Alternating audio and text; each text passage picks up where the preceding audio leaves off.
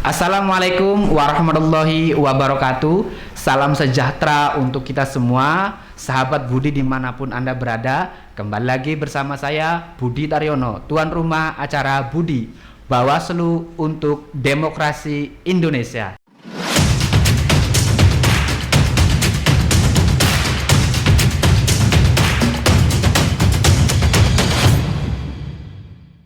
Sahabat Budi, pelaksanaan pemilu dan pemilihan di tahun 2024 telah banyak diperbincangkan. Ada banyak diskusi, ada banyak survei dalam menyongsong pemilu di tahun 2024. Isu-isu yang muncul seperti apa? Strategi dalam pengawasan pemilu bagi penyelenggara pemilu, dalam hal ini Bawaslu, mungkin akan panjang. Pelaksanaan pemilu di tahun 2024 menjadi momentum sejarah bagi bangsa Indonesia. Untuk pertama kalinya, pemilu dan pemilihan kepala daerah serentak dilaksanakan di tahun yang sama. Apakah isu, strategi, lalu kemunculan tantangan akan sama seperti di 2019? Tentunya untuk membahas itu sangat luar biasa. Budi Podcast pada hari ini kedatangan tamu yang istimewa, anggota Bawaslu Republik Indonesia, Bapak Rahmat Bagja SH LLM. Assalamualaikum Pak Rahmat Bagja. Waalaikumsalam warahmatullahi wabarakatuh.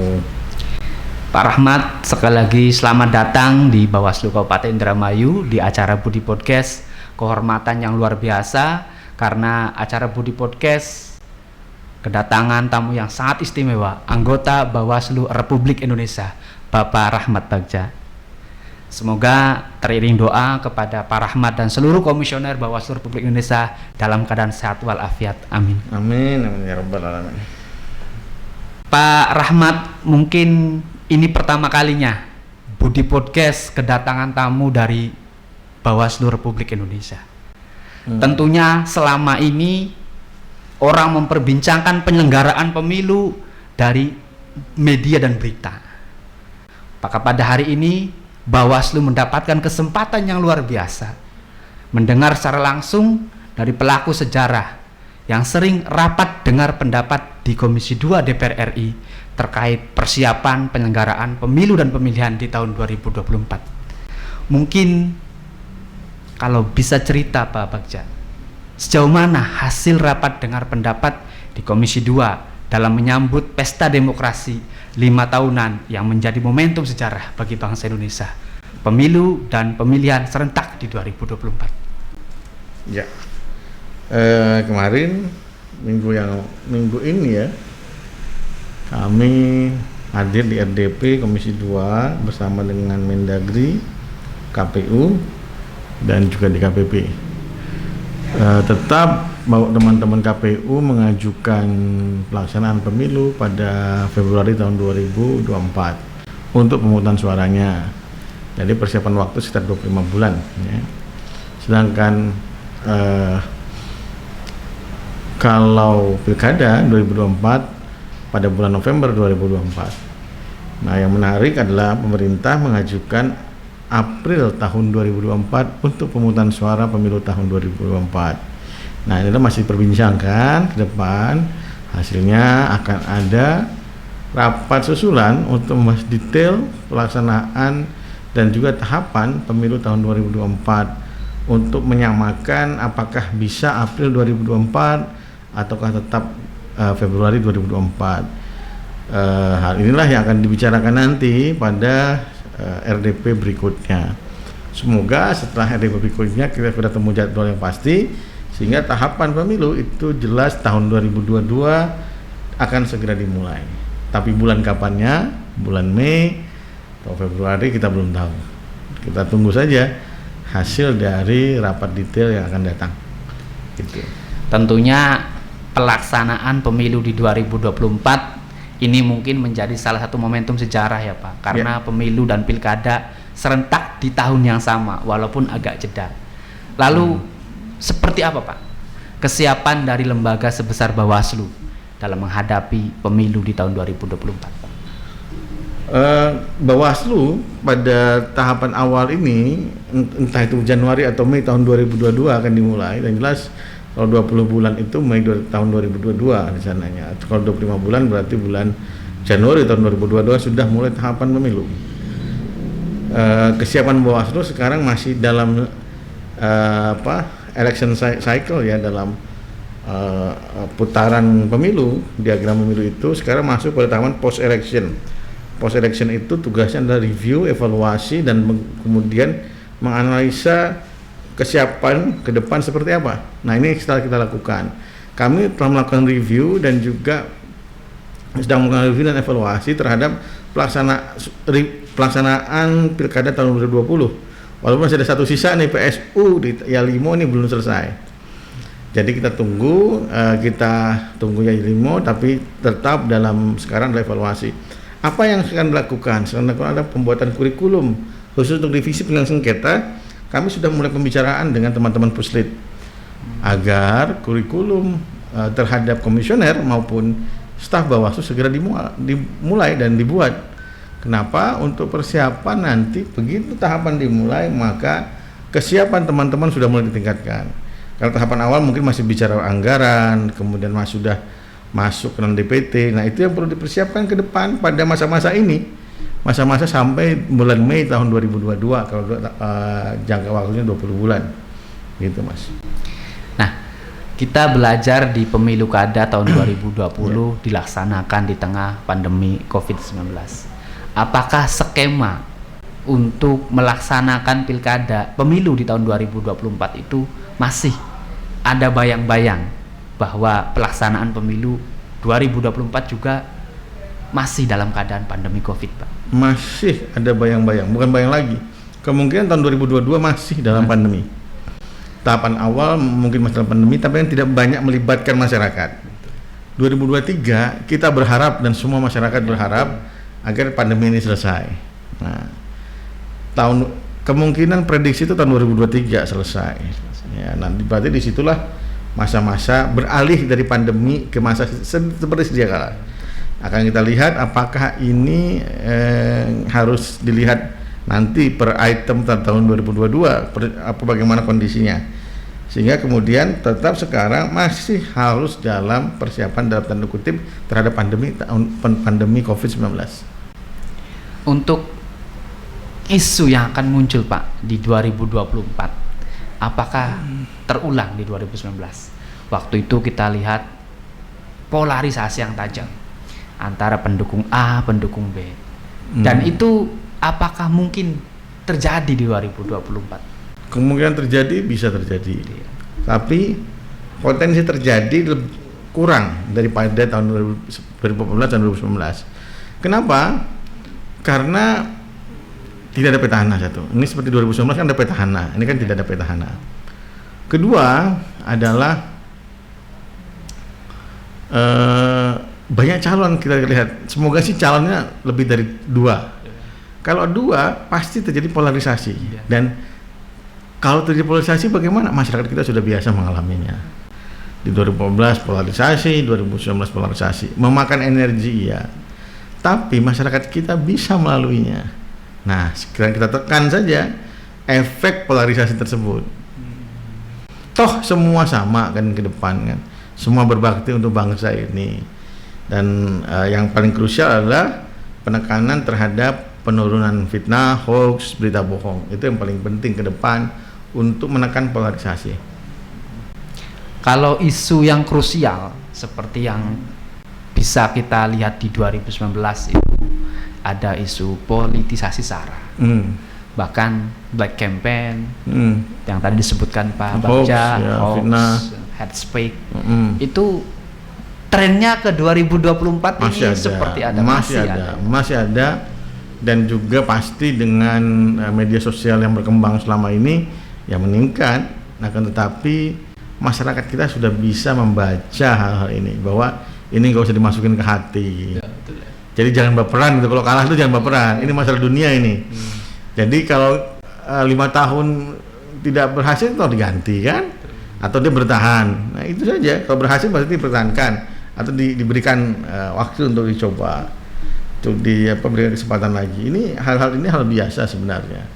Yang penting kemudian masyarakat kita tahu bagaimana menekan ini agar tidak terjadi konflik dalam masyarakat dan juga konflik dalam keluarga, karena sudah masuk konflik keluarga karena bawa hati, bapaknya milih A, ibunya pilih B, berantem lah semuanya kan. Itu semoga tidak terjadi di tahun 2024, tapi kemungkinan terjadi, ada kemungkinan. Dan kita berharap politisasi SARA ini bisa kita minimalisir, tidak mungkin dihilangkan, karena manusia ini kan tetap bergerak dengan isunya masing-masing.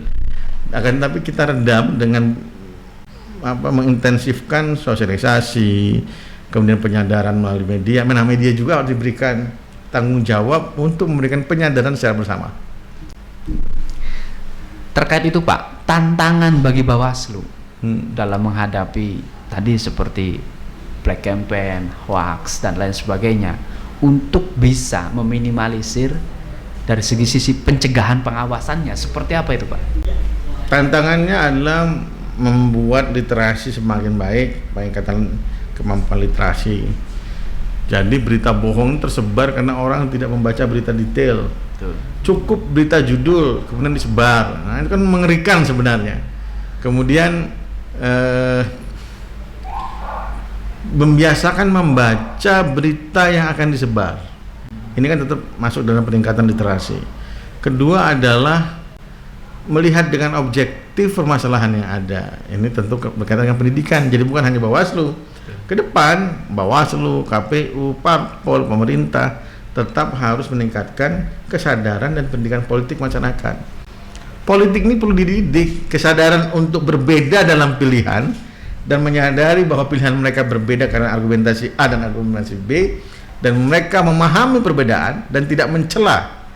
Kan yang paling sulit adalah mencela kemudian dengan bawaan bahasa-bahasa kasar. Itu yang menimbulkan hate speech.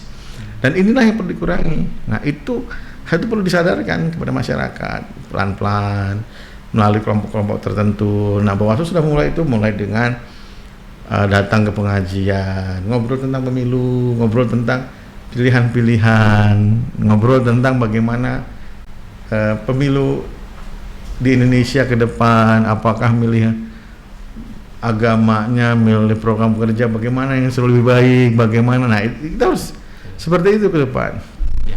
Tentunya dengan edukasi politik itu betul, meminimalisir kemungkinan adanya konflik horizontal di masyarakat. Ya, semakin sadar semakin baik. Kemudian juga bukan hanya itu juga, satu lagi kesadaran berpolitik. Banyak berpendidikan tinggi, tapi kesadaran berpolitiknya tidak. Kesadaran untuk memahami perbedaan itu tidak ada. Dia mungkin S3, sudah doktor, tapi dia tidak mengerti bagaimana menghadapi perbedaan. Ini kan harus dilatih semenjak kecil, ya. Bahwa pilihannya A, pilihannya B. Untuk pada masa-masa remaja, ya, SMP, SMA. Oleh sebab itu Bawaslu, KPU perlu turun nih ke pendidikan pemilih pemula, karena mereka yang diajarkan. Karena ke depan mereka akan menjadi bapak dan ibu bagi anak-anaknya. Sehingga kemudian semua orang ikut dalam proses penyadaran bahwa politik itu penting, tapi berbeda dalam pilihan itu merupakan sunatullah dalam berpolitik. Ini hal yang seharusnya diajarkan dari awal, baik di pendidikan agama maupun pendidikan umum. Padahal apalagi usia milenial di generasi Z itu adalah teknologi friendly dan setiap hari bermedia sosial. Tapi kadang tidak wise melihat informasi yang disebarkan melalui teknologi, medsos, TikToknya semakin tidak baik misalnya. Jadi ya harus ada hal-hal yang kita perbaiki media sosial dengan konten-konten yang lebih menekankan penerimaan terhadap perbedaan, dan itu akan membantu untuk tidak terjadi polarisasi yang begitu keras di antara masyarakat. Nah, terkait ini Pak, problematika yang klasik yang biasa ditemui di dalam pelaksanaan pilkada atau pemilu itu adalah terkait dengan daftar pemilih, terkait mungkin ketika pungut hitung dan rekapitulasi yang kadang menjadi atensi masyarakat banyak. Apakah itu akan terjadi kembali di 2020? Kalau kita lihat dari beberapa rapat antara KPU Bawaslu dengan daerah, ya akan terjadi lagi perbedaan DPT ini. Kenapa? Karena KPU tidak begitu terang dan Dukcapil tidak begitu terang menjelaskan problematika kependudukan. Misalnya si A berpindah, si C berpindah, tapi tetap ada di sini kartu keluarganya. Dia tidak membuat kartu keluarga. Kenapa orang malas membuat kartu keluarga ketika pindah? Karena prosesnya berlarut-larut dan bisa pindah lagi. Toh ini masalah administrasi, pindah saja. Nah, biayanya mahal. Nah, itu yang perlu dicarikan solusinya. Pemerintah juga harus fair, coba berapa sih biayanya? Kenapa mahal?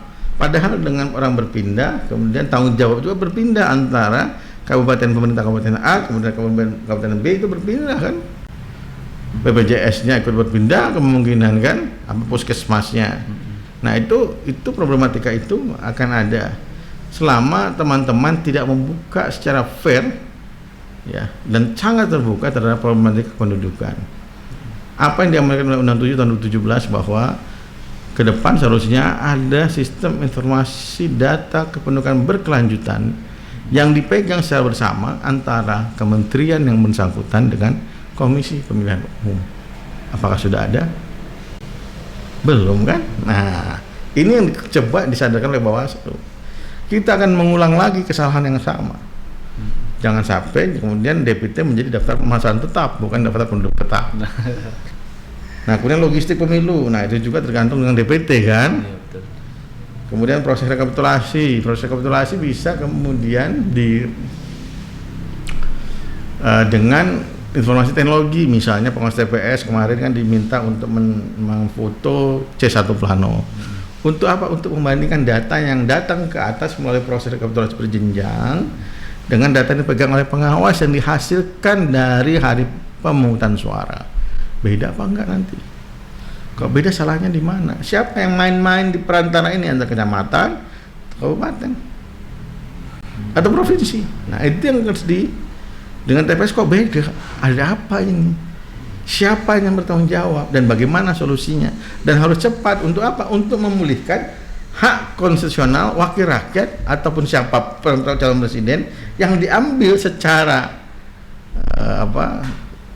bermasalah pada rekapitulasi secara berjenjang. Semoga sih ini bisa dengan si Waslu kemarin.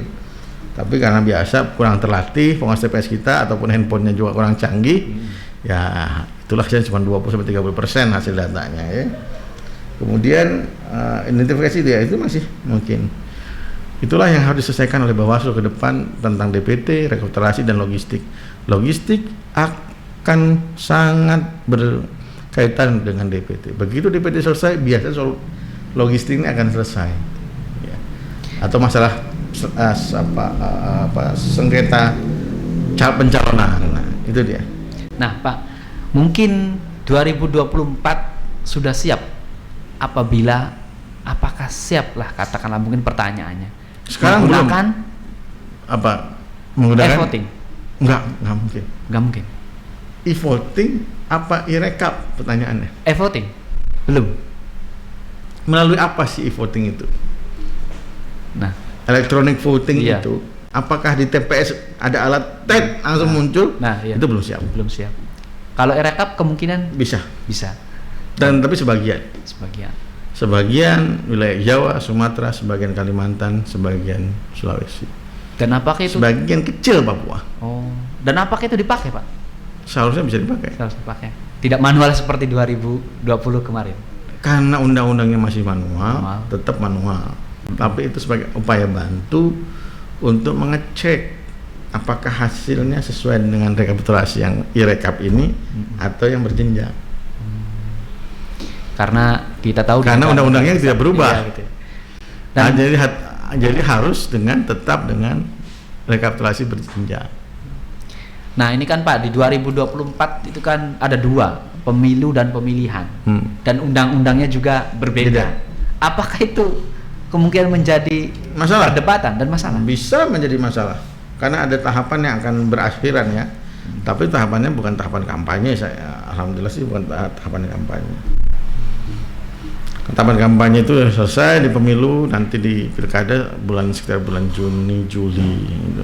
Yang akan berjalan pencalonan dan tahapan di MK dengan pemilu, tahapan pencalonan di pemilihan, tahapan sengketa hasil di MK.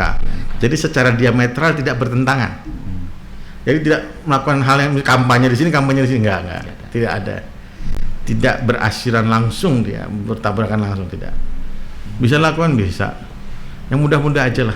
Kita melakukan hal yang terprediksi akan masalah, kita selesaikan masalah satu persatu. Dan itu harus dilakukan oleh KPU dari mulai sekarang dengan Bawaslu. Sekarang apakah Bawaslu siap? Belum siap. Sekarang kita masih review nih. Nanti tahun 2022 tahapan sudah mulai, insya Allah kita sudah siap. Dengan apa? Dengan peningkatan kualitas SDM, kualitas infrastruktur jaringan, informasi, peningkatan juga infrastruktur dalam misalnya kantor. Sekarang kantor kita sudah siap apa enggak? Enggak, saya lihat ini kantor ruang sidang bisa untuk ruang sidang sengketa apa tidak?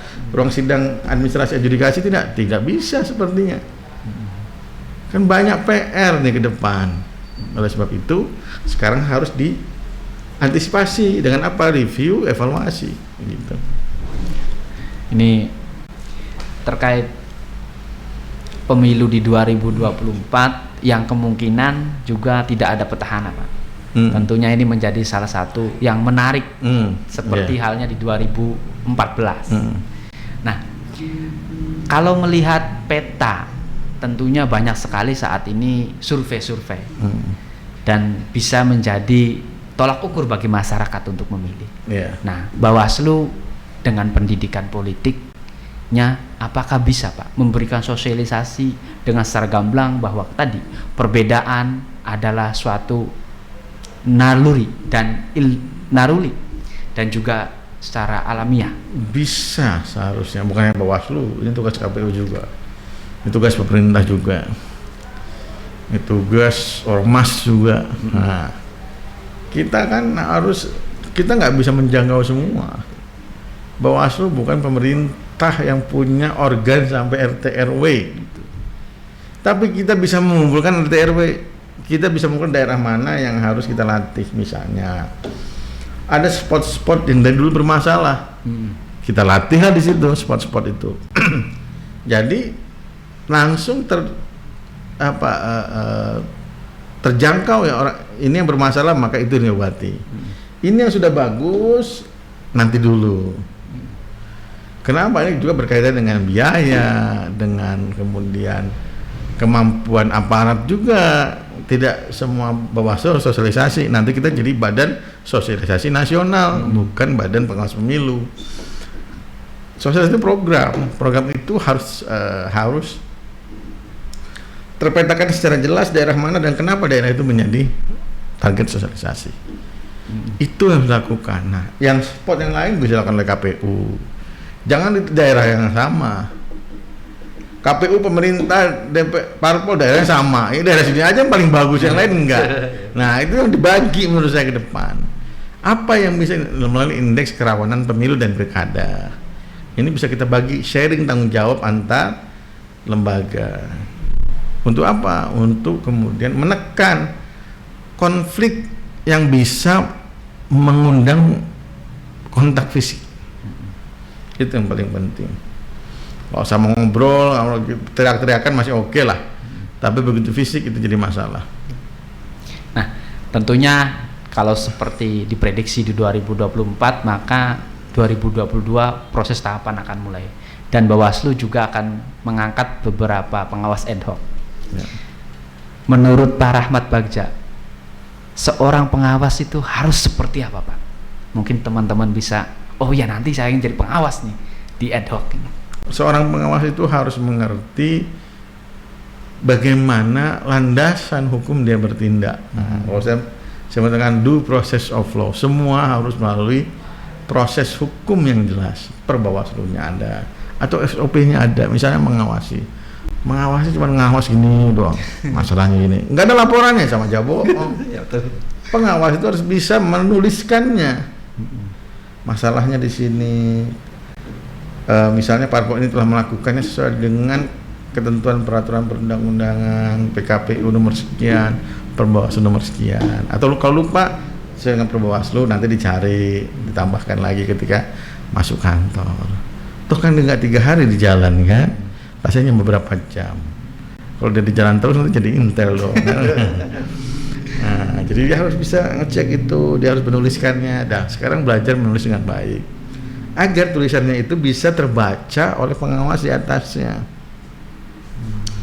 Jadi kita harapkan pengawas itu mempunyai kemampuan membaca peraturan yang baik, satu. Kedua, mampu menangkap gejala-gejala sosial. Apa itu konflik, kemudian konflik antar peserta dan penyelenggara, kemudian konflik sosial yang diakibatkan oleh hoax dan kawan-kawan. Dia harus bisa menuliskannya dan memberitahukannya kepada pengawas yang lain. Dan dia harus bersikap, yang paling sulit adalah bersikap independen, netral. Jadi dia nggak boleh sini ya, nggak boleh ke situ. Harus perlakuan yang sama kepada peserta parpol. Ketika parpol yang lain diberikan A, ya harus diberikan yang lain juga A. Gitu. Dan kemudian ya pada hari H, pada kampanye akan banyak waktu tidak di rumah. Itu yang harus dihadapi oleh pengawas. 2 pertanyaan terakhir nih Pak. Yang pertama, banyak banget ini. Bagaimana Pak Bagja melihat program dari Bawaslu Indramayu ini, yaitu acara Budi Bawaslu untuk Demokrasi Indonesia ini Pak? Sepanjang kemudian bisa disebarkan sebagai informasi, itu sangat baik sekali. Itulah bentuk penyadaran kepada masyarakat, bentuk sosialisasi. Kemudian 2 adalah ini juga melatih teman-teman untuk membuat konten yang baik. Ini yang paling sulit kan, membuat konten yang baik dan bisa disebar ke masyarakat umum. Dan melatih komisioner untuk berbicara kepada publik. Misalnya di Panwascam datang ke sini, tiba-tiba bicaranya nggak jelas, repot. Berarti dia tidak bisa bicara kepada publik. Gimana mau menyadarkan kepada majelis taklim? Begini ya Ibu, pemilihan tuh begini. Nggak ngerti. Nah, bahasanya kan kurang dimengerti.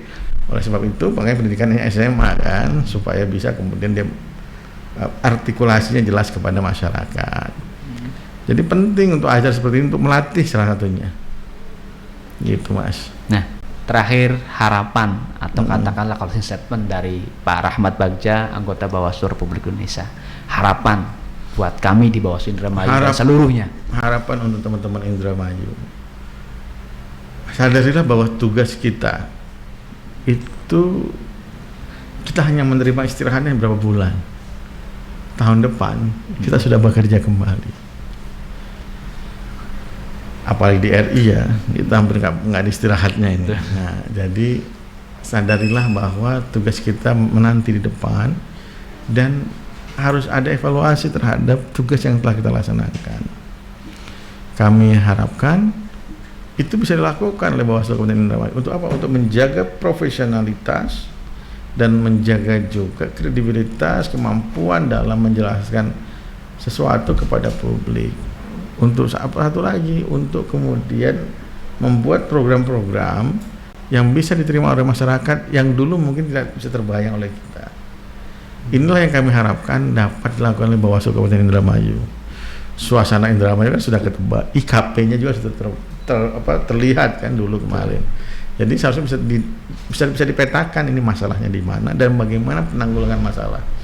Sudah saatnya sekarang silaturahmi kepada ormas, kepada kemudian Forkompinda untuk membicarakan tahapan pemilu tahun 2022. Ini harus kita lakukan. Kita sekarang sudah ke depan akan berpacu dengan waktu. Sekarang kita berpacu juga dengan anggaran yang relatif kurang ya, kemudian fasilitas infrastruktur yang harusnya diperbaiki belum diperbaiki. Ini yang harus kita bicarakan ke depan dan harus kita selesaikan solusinya. Dan kemudian peningkatan kapasitas SDM paling penting, pelatihan di antara kita, saling berbicara di antara di antara staf dan komisioner, saling membagi ilmu, itu penting. Ini yang harus dilakukan teman-teman ke depan dan semoga bisa dilakukan oleh Bawaslu Kabupaten Indramayu. Demikian Mas ya.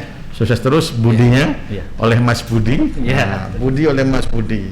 Terima kasih Pak Bagja atas waktunya. Oke. Sangat luar biasa, kami merasa sangat terhormat karena pada hari ini sebagai narasumber bintang tamu adalah anggota Bawaslu Republik Indonesia, Pak Rahmat. Terima kasih Pak atas Oke, waktunya. sama-sama Mas. Semoga sehat selalu. Amin. Karena masih dalam pandemi. Ya. Sahabat Budi, pelaksanaan pemilu di tahun 2024 tentunya tidak lagi dibicarakan di atas meja politisi. Saat ini banyak diskusi di atas meja para penjual kopi. Tentunya ini menjadi salah satu bahasan bahwa pemilu adalah milik kita bersama. Tidak hanya milik penyelenggara, tidak hanya milik pemerintah, tapi semua elemen masyarakat bahu-membahu untuk menciptakan pemilu yang demokratis, yang berkualitas. Pemilu yang demokratis dan berkualitas harus lahir dari para penyelenggara yang berkualitas. Dan dukungan dari masyarakat tentunya akan melahirkan pemilu-pemilu yang berkeadilan. Tagline Bawaslu, bersama rakyat awasi pemilu, bersama Bawaslu tegakkan keadilan pemilu 2024, Bawaslu siap mengawas pemilu. Kurang dan lebihnya saya mohon maaf. Kita berjumpa lagi di acara lagi Budi ke depan. Saya Budi Taryono, tuan rumah acara Budi, pamit undur diri. Billahi taufik walhidayah. Assalamualaikum warahmatullahi wabarakatuh. Waalaikumsalam warahmatullahi wabarakatuh.